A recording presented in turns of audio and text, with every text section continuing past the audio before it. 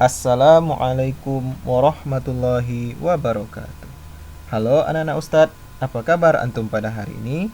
Semoga selalu dalam keadaan sehat dan semangat dalam menuntut ilmu. Anak-anak Ustadz, kembali kita bersyukur kepada Allah Subhanahu wa Ta'ala atas segala nikmat yang telah diberikannya kepada kita. Kemudian, selawat dan salam semoga selalu tercurahkan kepada Nabi Allah, Nabi Muhammad SAW. Allahumma sholli ala Muhammad wa ala ali Muhammad. Baik, anak-anak Ustadz, hari ini kita akan mempelajari sebuah tema yang sangat populer bagi antum. Tema tersebut adalah Al-Asma'ul Husna.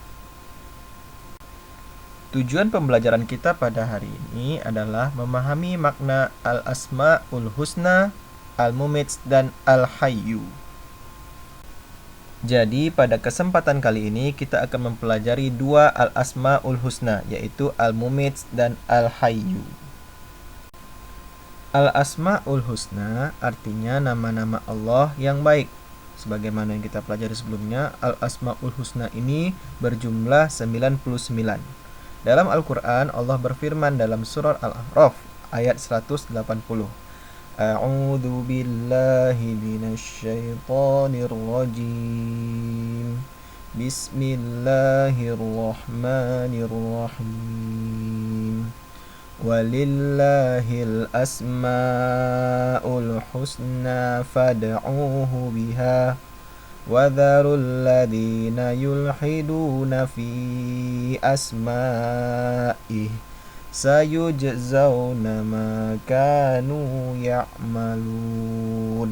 Artinya, hanya milik Allah lah Al-Asma'ul Husna atau nama-nama yang baik. Maka bermohonlah kepadanya dengan menyebut Al-Asma'ul Husna itu. Dan tinggalkanlah orang-orang yang menyimpang dari kebenaran dalam menyebut nama-namanya.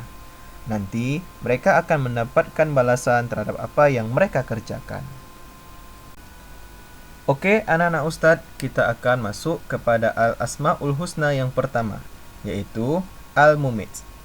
Al-Mumits artinya Allah Maha Mematikan. Apa maksudnya? Maksudnya, Allah Subhanahu wa Ta'ala dengan kekuasaannya mampu menghidupkan dan mematikan setiap makhluk. Jadi, yang bisa mencabut nyawa seseorang itu tidak lain dan tidak bukan atas kekuasaan Allah Subhanahu wa Ta'ala. Terkait masalah kematian ini bisa menimpa siapa saja. Kematian itu tidak memandang usia. Kematian itu bisa menimpa kepada anak yang baru lahir, balita, anak remaja, orang dewasa, bahkan orang tua sekalipun. Kematian juga tidak mengenal jabatan. Mau dia orang kaya atau orang miskin, mau dia pemimpin atau penguasa, ataupun rakyat biasa.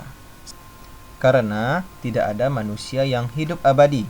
Manusia hidup di dunia ini hanya sementara, tidak kekal, dan tidak selama-lamanya. Dengan mempelajari Al-Asma'ul Husna Al-Mumits, kita dapat mengambil hikmah. Yang pertama, selalu taat dan bersyukur kepada Allah Subhanahu wa Ta'ala. Dan yang kedua, tidak bersikap sombong dan menyadari bahwa hidup di dunia ini hanyalah sementara. Oke, anak-anak Ustadz, kita akan mempelajari Al-Asma'ul Husna yang kedua, Al-Hayyu. Al-Hayyu artinya Allah Maha Hidup. Maksudnya, Allah Subhanahu wa Ta'ala akan hidup kekal abadi meski seluruh makhluknya telah binasa. Jadi yang hanya hidup selama-lamanya itu hanyalah Allah Subhanahu wa Ta'ala. Ketidakkekalan manusia harusnya menjadikan kita selalu bermawas diri. Kita harus menyadari bahwa hidup kita ini tidak abadi. Hanya Allah saja yang abadi. Untuk itu, persiapkan diri dengan beribadah sebaik mungkin kepada Allah Subhanahu wa Ta'ala. Dengan mempelajari Al-Asma'ul Husna Al-Hayyu ini, kita dapat mengambil hikmah. Yang pertama, menjaga diri untuk selalu berbuat baik, menghindari diri dengan berbuat dosa, karena setiap amal yang kita kerjakan dicatat oleh Allah Subhanahu wa Ta'ala. Kemudian, bersiap-siap menuju kematian dan berdoa agar wafat dalam keadaan husnul khotimah, atau wafat dalam keadaan yang baik. Wafat dalam keadaan yang baik itu seperti wafat ketika sedang mengerjakan sholat atau wafat ketika sedang membaca Al-Quran. Nah, Nana Ustadz sering kan melihat video ada orang-orang yang wafat dalam keadaan sholat atau orang yang wafat dalam keadaan membaca Al-Quran.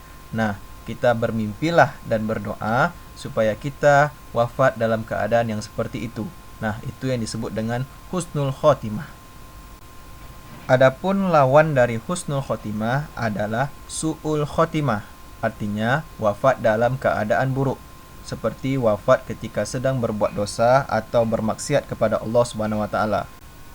Baik anak-anak Ustadz, sekian dulu pembelajaran kita pada kesempatan kali ini. Silakan antum perkuat kembali pemahaman antum tentang Al-Asmaul Husna ini dengan membaca buku PAI halaman 19 sampai 21. Dan untuk menguji pemahaman antum, silahkan jawab beberapa pertanyaan yang telah Ustadz sediakan berikut ini. Jangan lupa, jika telah selesai menjawab pertanyaan-pertanyaan tersebut, foto jawaban antum lalu kirim ke WA Ustadz ya. Baik, kita tutup dengan membaca hamdalah. Alhamdulillahirabbil alamin. Assalamualaikum warahmatullahi wabarakatuh.